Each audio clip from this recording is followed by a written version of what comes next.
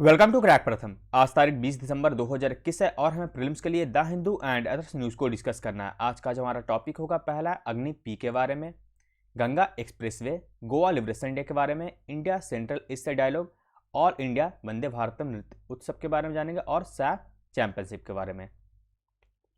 पहला टॉपिक हमारा अग्नि पी यानी कि अग्नि प्राइम।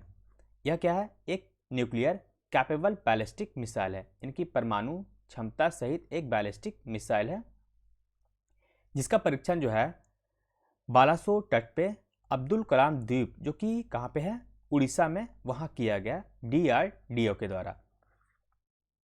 इस प्रकार का परीक्षण यह दूसरा है, क्योंकि इससे पहले भी इसी वर्ष 28 जून को ये अग्नि प्राइम का परीक्षण किया जा चुका है।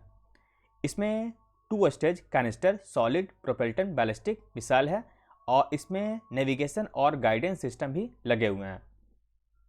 ये कैनिस्टराइजेशन करने से होता क्या है कि इसकी जो लॉन्चिंग समय होते हैं वह काफ़ी कम हो जाता है और मारक क्षमता जो है बढ़ जाती है।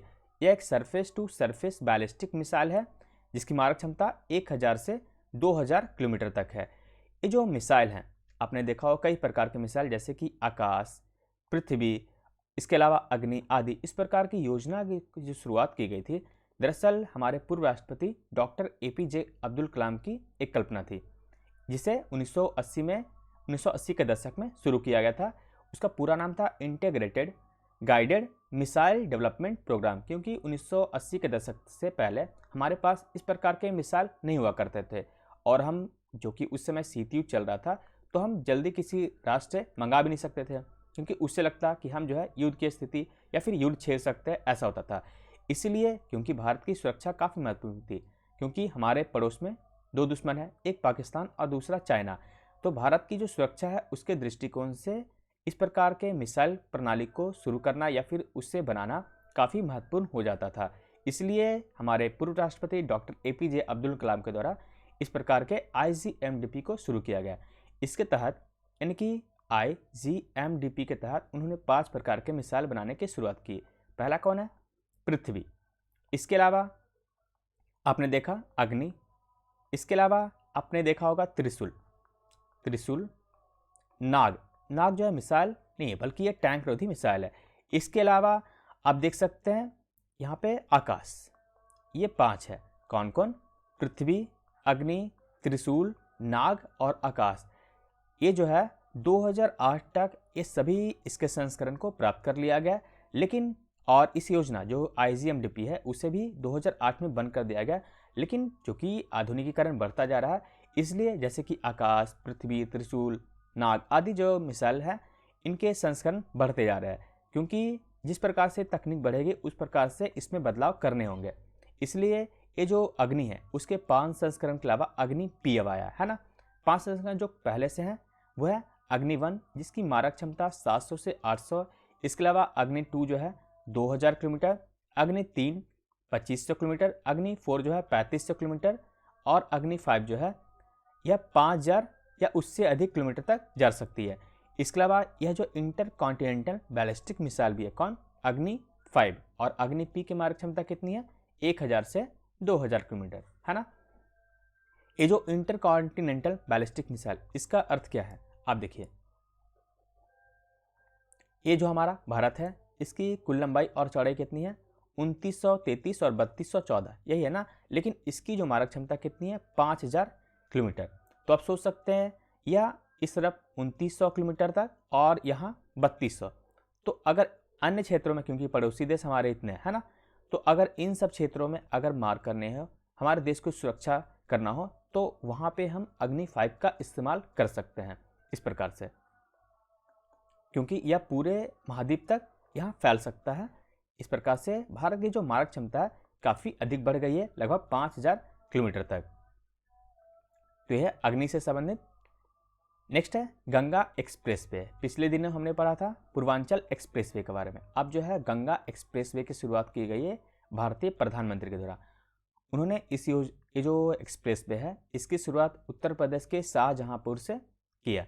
इसकी जो कुल लंबाई है 594 किलोमीटर है और ये जो है मेरठ के बिजौली से लेकर के प्रयागराज या फिर इलाहाबाद के जोधापुर डांडू तक जाएगा। तो आप याद रखिएगा मेरठ से प्रयागराज तक ये गंगा एक्सप्रेसवे है। ये जब एक्सप्रेसवे कंप्लीट हो जाएगा तब यह उत्तर प्रदेश का सबसे लॉन्गेस्ट एक्सप्रेसवे होगा, जो कि पूर्वी भारत को भी कनेक्ट करेगा। आगे हम देखेंगे मैप के द्वारा कैसे।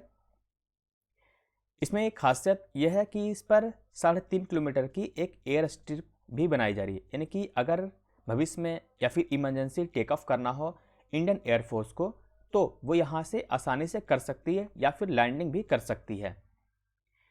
इसके अलावा इसमें न सिर्फ इंडस्ट्रियल कॉरिडोर का विकास होगा बल्कि यहाँ से सोशियो यानी कि सामाजिक आर्थिक डेवलपमेंट भी किया जा सकता है इस सड़क के माध्यम से। यहाँ पे आप मैप में देख सकते हैं कि इसकी जो 594 किलोमीटर है वो कहाँ से कहाँ तक जा रही है।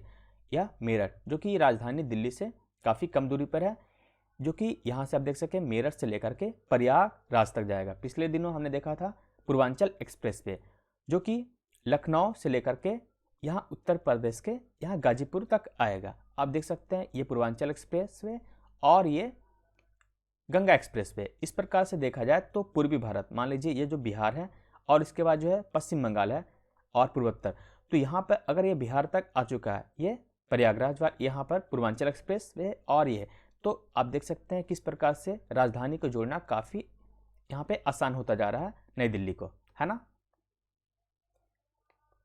नेक्स्ट टॉपिक है गोवा लिबरेशन डे के बारे में, जो कि मनाया गया कल 19 दिसंबर को। ये जो मनाया गया यह 60वां लिबरेशन डे भी है गोवा का, क्योंकि हम तो आज़ाद हो गए थे, यानी कि जो भारत जो आज़ाद हो गया हमसे, हमारा मतलब पूरा देश से, तो 15 अगस्त 1947 को। लेकिन हमारा एक और पार्ट जो है अभी भी पुर्तगालियों के हाथों में था। वो कौन सा क्षेत्र है? गोवा और दमन दीव का क्षेत्र। तो ये जो है गोवा और दमन दीव का क्षेत्र, इसे आज़ाद करने के लिए, मुक्त करने के लिए कई डिप्लोमेटिक चैनल पर जो है आवाज़ें उठने लगी, क्योंकि ब्रिटेन तो यहाँ से चला गया था लेकिन अब भी जो है हम एक देश से पीछे थे, पुर्तगाल से, क्योंकि वह हमारी धरती को अभी भी कब्जे में किया हुआ है। इसके बाद जब कई डिप्लोमेटिक चैनल पर आवाज़ें उठने लगी, आप सोच सकते हैं कि 1947 में आज़ाद हुआ और ये 1961 तक 1961 तक जो है गोवा पुर्तगालियों के हाथ में रहेगा, तो आवाज़ तो उठेगी ना।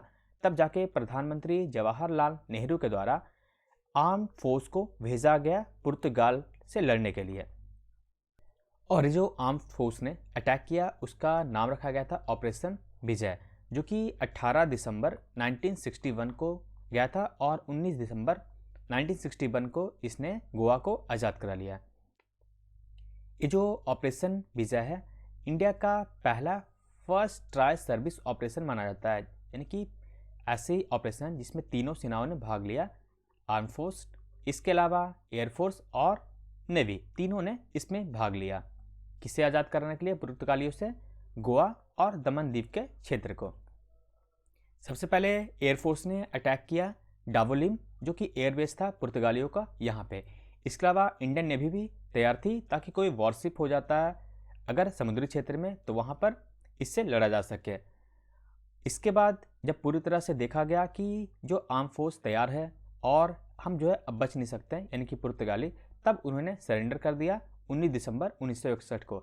और उस समय जो पुर्तगाली गवर्नर थे गोवा के, नाम क्या था? जनरल वसालो डी सिल्वा। याद रखिएगा, जनरल वसालो डी सिल्वा ये था। और इन्होंने सरेंडर किया और डॉक्यूमेंट पर हस्ताक्षर करके ये जो पूरा क्षेत्र है उसे भारत को सौंप दिया, और तब से जो है यह भारत का अंग है। हालांकि जब यह क्षेत्र सौंपा गया था गोवा, दमन द्वीप को बाद में देखेंगे, तो ये जो गोवा है उस समय यानी कि 1987 तक यह एक यूनियन टेरिटरी था, लेकिन वर्ष 1987 में यह देश का 25वां राज्य बन गया। तो यह है गोवा लिबरेशन डे से संबंधित। नेक्स्ट टॉपिक है हमारा इंडिया सेंट्रल एशिया डायलॉग के बारे में, यानी कि भारत और मध्य एशिया संवाद। मध्य एशिया में कौन कौन राष्ट्र आते हैं आप देख सकते हैं मैप से। कजाकिस्तान, तुर्कमेनिस्तान, उज्बेकिस्तान, तजाकिस्तान और किर्गिस्तान, ये सब जो है 5 राष्ट्र मध्य एशिया में आते हैं। तो इन्हीं यानी कि मध्य एशिया और भारत का जो तीसरा मीटिंग किया गया, यानी कि संवाद किया गया नई दिल्ली में, जिसकी अध्यक्षता किसने की? विदेश मंत्री एस जयशंकर ने। ये तीसरा संवाद है जहां पर इन 5 राष्ट्रों के प्रमुख ने इसमें भाग लिया। उल्लेखनीय है कि पिछले वर्ष 2020 में कोविड-19 के कारण यह जो संवाद है वो वीडियो कॉन्फ्रेंस के माध्यम से किया गया। ये जो 5 राष्ट्र है इसमें तुर्कमेनिस्तान, यहाँ पे आप देख सकते हैं तुर्कमेनिस्तान, उज्बेकिस्तान और तजाकिस्तान। तुर्कमेनिस्तान, उज्बेकिस्तान और तजाकिस्तान, इसकी जो सीमा है वह अफगानिस्तान से लगती है। इस प्रकार से सुरक्षा के दृष्टिकोण से यह संवाद करना काफ़ी महत्वपूर्ण होता है। ये अफगानिस्तान है और उज्बेकिस्तान, तुर्कमेनिस्तान और ताजिकिस्तान, ये तीनों इनके सीमा से लगे हुए हैं। उल्लेखनीय ये जो संवाद किया गया है इसमें न सिर्फ इन 5 राष्ट्रों के बायलैटरल और रीजनल रिलेशनशिप को देखा गया बल्कि यहाँ पर अफगानिस्तान के मुद्दे को भी इसमें शामिल किया गया, क्योंकि सुरक्षा के दृष्टिकोण से यह काफ़ी महत्वपूर्ण हो जाता है। तो इस प्रकार से इंडिया और सेंट्रल एशिया डायलॉग कहाँ पे किया? नई दिल्ली में। और अध्यक्षता किसने की? एस जयशंकर, जो कि विदेश मंत्री भी हैं, उन्होंने। नेक्स्ट टॉपिक है ऑल इंडिया वंदे भारतम नृत्य उत्सव। दरअसल ये जो वंदे भारतम नृत्य उत्सव है इसका ग्रैंड फिनाले किया जा रहा है नई दिल्ली में। तो आपसे पूछा जाए कहाँ पे किया गया, तो आपका जवाब होगा नई दिल्ली में, जिसमें 73 ग्रुप के 949 डांसर लेंगे भाग। और ये जो है देश के 4 जोन से इसमें भाग ले रहे हैं। कुल यहाँ पर देख सकते हैं 73 ग्रुप है।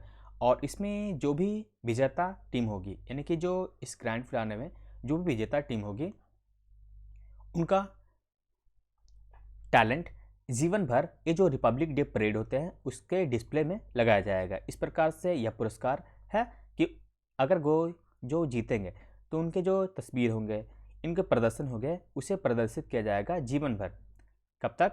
यहाँ पे देख सकते हैं रिपब्लिक डे परेड में। तो इस प्रकार से आप देख सकते हैं ये जो प्रोग्राम है इसका आयोजन किया गया है। दरअसल ये जो हम 75 वर्ष मना रहे हैं अपने स्वतंत्रता के, आज़ादी के अमृत महोत्सव, इसी के तहत ये जो वंदे भारतम है इसकी शुरुआत की गई थी। ये जो वंदे भारतम जो है यह डिफेंस मिनिस्टर और संस्कृति मंत्रालय, यानी कि रक्षा मंत्रालय और संस्कृति मंत्रालय दोनों की संयुक्त पहल है। नेक्स्ट टॉपिक है सैफ चैंपियनशिप के बारे में। दरअसल ये जो सैफ यानी कि south Asia football federation championship है, इसका विमेन यानी कि अंडर 18 और अंडर 19 विमेन जो कप होगा वो नेक्स्ट ईयर 2022 में दोनों भारत में खेले जाएंगे। इसमें 5 देश भाग लेंगे। वैसे पुरुषों में तो 7 होते हैं लेकिन अभी उसमें 6 हैं। तो यहाँ पे देख सकते हैं इसमें 5, बांग्लादेश, भूटान, नेपाल, श्रीलंका और भारत। भारत होस्ट नेशन होगा जो कि सैफ अंडर 18 और 19 का आयोजन भी करेगा। ये जो शुरुआत की गई थी वर्ष 1993 से, ये जो सैफ चैंपियनशिप है इसे शुरू किया गया था 1993 में। और पहली बार इसका जो आयोजन किया गया था वह पाकिस्तान में किया गया था। इसमें सबसे ज़्यादा जो टीम जीती है वो कौन है? भारत 7 बार इस कप को जीत चुकी है। और 2015 में भी इसने जीता था। और 2020 ये जो हुआ 2021 में यह कप हुआ है, इसमें भारत ने नेपाल को हरा करके जीता है। यह 8वीं बार है और अभी करंट चैंपियनशिप भी है कौन? भारत। इसमें आप देख सकते हैं बांग्लादेश, भूटान, इंडिया, मालदीव, नेपाल, पाकिस्तान और श्रीलंका। उल्लेखनीय कि 2005 में इसमें अफगानिस्तान ने भाग लिया था लेकिन 2015 में वह यहाँ से हट गया था, जिससे अब इसमें 6 टीम इसमें शामिल होती है साउथ एशियन फुटबॉल फेडरेशन में। तो यह है सैफ के बारे में। तो इस वीडियो में बस इतना ही। Thank you for watching crack प्रथम।